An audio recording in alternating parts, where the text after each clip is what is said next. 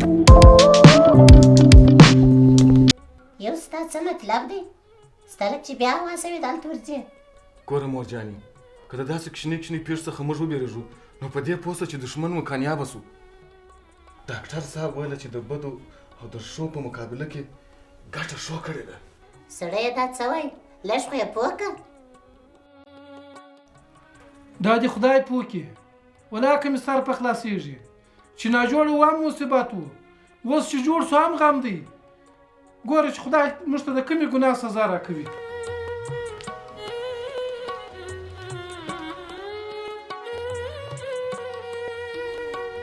زوی پلار دې ښه درته وایي، خدای نه کرده چې سبا په یو بل غم اخته نه سې. هېڅ نه کېږي مورکۍ، چې زما د مورکۍ دوایو راپسې یو ودود لا څه کوې چې 10,000 ودودان راپسې چې زما د مورکۍ دوایو راپسې په ما هېڅ هم نه کېږي مورکۍ. ما زه دوایو راته کوه دوایې چې خدای مو کامیابه کړي. څنګه زما بې اجازې ولاړې؟ ما هغه ته اجازه ورکړه. ته څوک یې چې ریډي ته اجازه ورکړې؟ ته په دې کور کې څه حق لرې؟ زه د ریډیو د سپوږمۍ ورندار یم.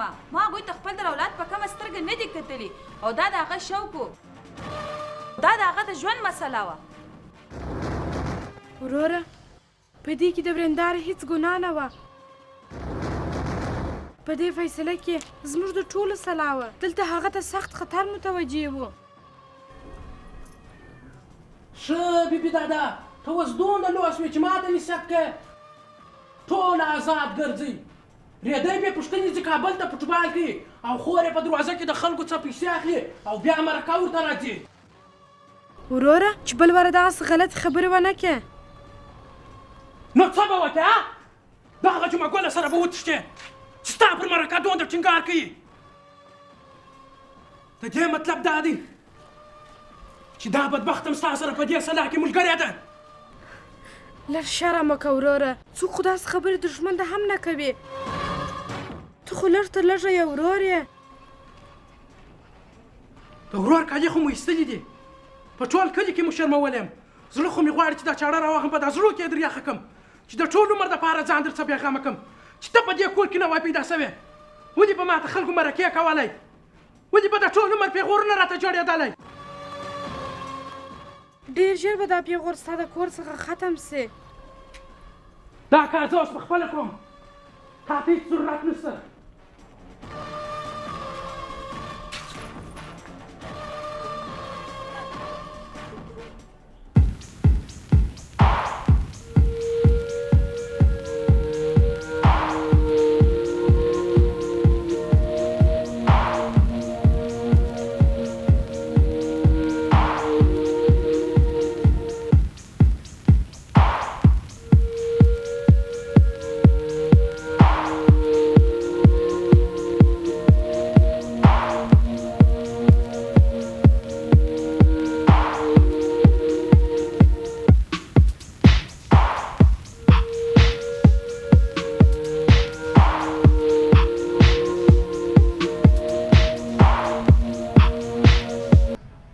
استاذه چش خط دی؟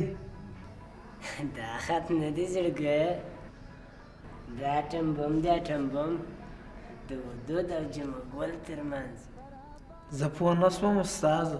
کوچني خلک باید په خبره ځان پوه نه کړي. په خبره پوهېدل د لویانو کار دی. مشران چې څه وایي کشران باید عمل پوه کړي. ښه دا دی خوله مو پټو، ستا د امر انتظار. دا خط واخه ودود ته یې ورکړه، ورته ووایه ورته دا جمعګل راکړي. جمعګل؟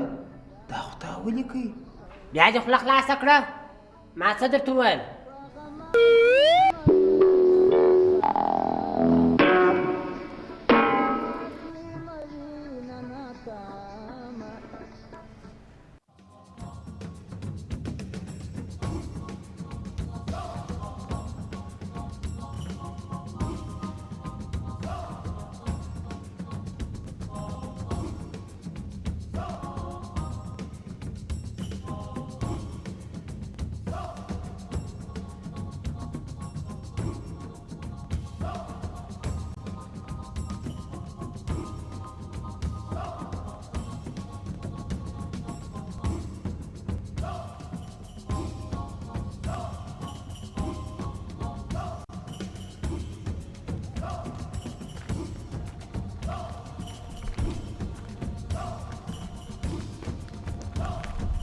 سلام علیکم د جان.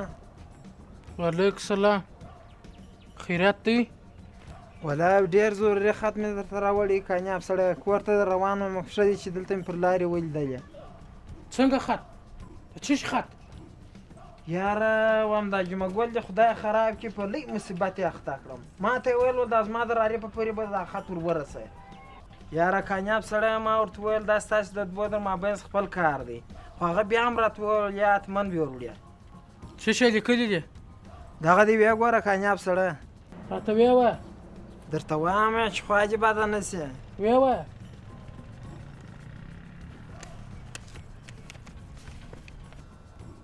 دا دې وایم لیکلي دي چې تا زما ډېره بېعزتي وکړه خو ما هر څه وزغمل ځکه چې په زور راباندې زورور یې کامیاب سړی. ځکه چې ما د ځان سره قسم کړی دی چې په دې کلي کې به یا ته وسې یا به زه وسم. د خپل اس دنیا سره خمارخانې ته راسه ځکه چې نن به جنگ د توپنچې او خنجر نه یې جنگ به د قسمت یې.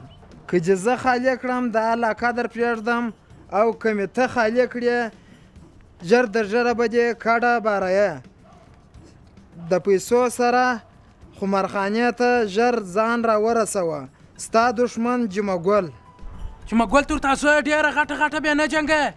تا داسې به دې خالي کړم چې د دې سیمې څخه به د کډې د ایستلو د کرایې پیسې لا نه لرې. تا ووځه. یاره دا چې ته خپله ورته ووایه ډېر به کامیابه یې. چې د هغه خط ما ته را رسولی سې. زما خبرم هغه ته ور ورسوه. ښه دی چې ستا خوښه ده زه بیا هم ورته ووایم. اخر د ریبار کار څه دی؟ آل یوسه آل راوه راځه.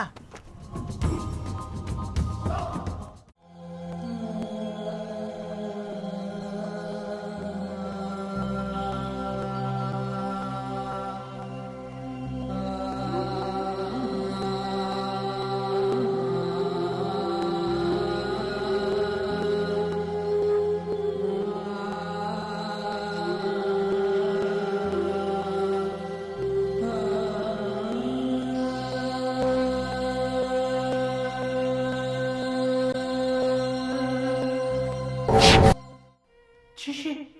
پیسې؟ هغه پیسې درکړې؟ تا ځینې واخیستې؟ خو ما ځینې نه اخیستې هغه په زوره راکړې. ما تا ته نه وویل چې زه نه یم دروازې ته مه ورځه. تا ما ته لوی پیغور جوړ کړي. پیغورونه خو ستا په سبب موږ ته هم جوړ سوي دي. ښه ته اوس ما سره جوابونه وایه. خبردار وره سپوږمۍ ته څه ونه وایه.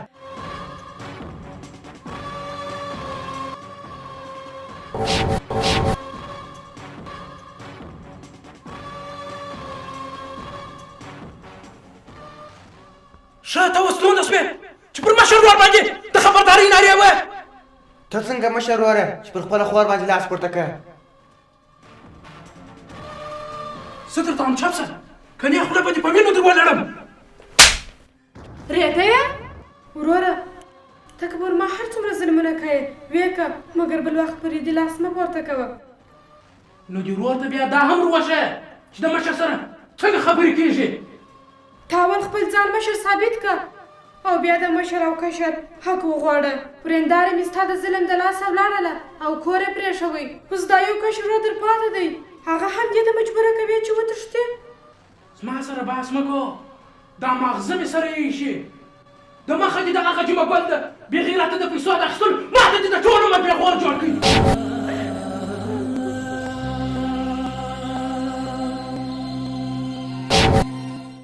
ته څوک یې چې زما د کور پیسه لیکه؟ زه ستا خور یم. دغه څه بېګانه نه ده چې په راتګ سره یې دونه خوابدې سوې. ورېندار مو ده. زما هېڅ نه ده. زما دپاره په هغه ورځ بېګانه شوه چې زما بې اجازې د دا کور څخه ووته. ورېنداره به نور دلې اوسېږي په دغه کور کې. که نور څه نه وي د خپل ماشوم زوی په خاطر خې پرېږده. هغه اوس د یتیمانو په رقم په یتیمخانه کې شپې او ورځې تېروي. زه درته وایم وباسئ دا ښځه د دې کوره وباسئ. یا وروره دا به د دې کوره نور نه وځي او نه به وهل کېږي. زه نور دا شرم نسم زغملی. وباسئ.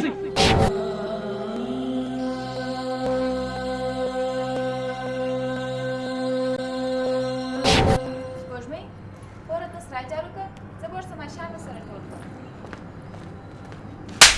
بس ورځه بالا د خلکو سره په دروازه کې مجلسونه کوه او پیسې ورڅخه اخله. اوس غواړې چې د لیدې ضربه کړم؟ یو سړی څه کوې چې داسې نه پېښوال کوې څه سوي دي؟ نن خو یې زما سترګې دښمنانو او عارفانو ته راکښته کړلې. دې بدبختې زه وشرمولم. هغه یې رښتیا ویلي دي چې لور او خور به په مځکه کې ژوندی ښخوي سړی. یو دا څنګه خبرې کوې؟ څه شی کړي دي؟ ته په خپله پوښتنه ځینې وکړه چې څه شی کړي دي. هغه خلکو چې زما او مخکې خبرې نه سوی کوی نن د دې په مرکه راغلي وه. یوه خبره په خلاصو غوږو واورئ، په راتلونکي کې به د دې کوره څخه ښځه د باندې نه وځي. که په کومه ورځ د دې کوره څخه ښځه د باندې ووته هغه باید د مرګ ورځ وي. پوه شواست؟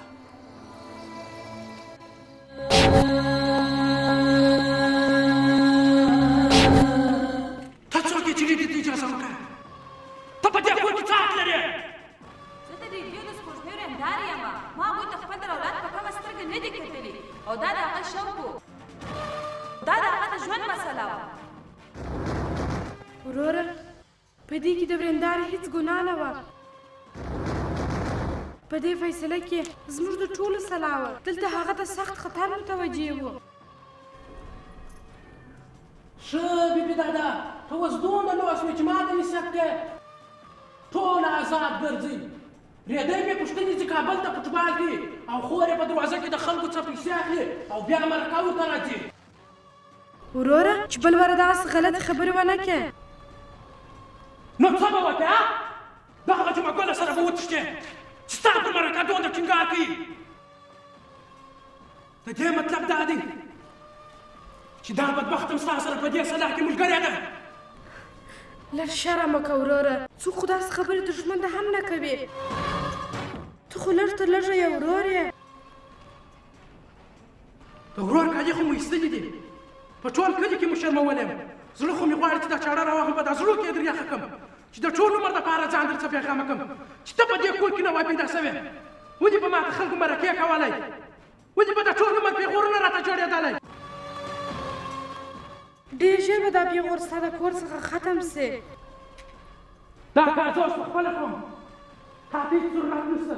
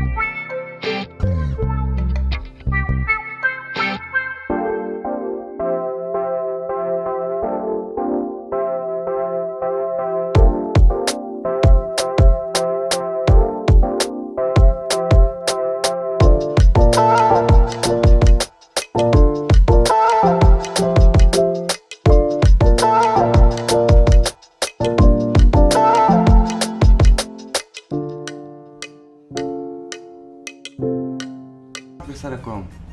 نری دی زه هر څه پیدا کولی شم مګر زه یو تعلیم یافته ځوان یم. خبره د پیسو نه ده. زه د سپوږمۍ د ولور څخه ځان نه خلاصوم. دا یو ناوړه رواج دی. باید موږ اوس د دې ناوړه رواج څخه ځان خلاص کړو. جانانه هر څه چې کوې خو یوه خبره په یاد ولره چې د سپوږمۍ د مینې دنیا ستا څخه شروع کېږي او پر تا باندې ختمېږي. زه خبر یم زما او د سپوږمۍ واده به یو نوی مثال جوړ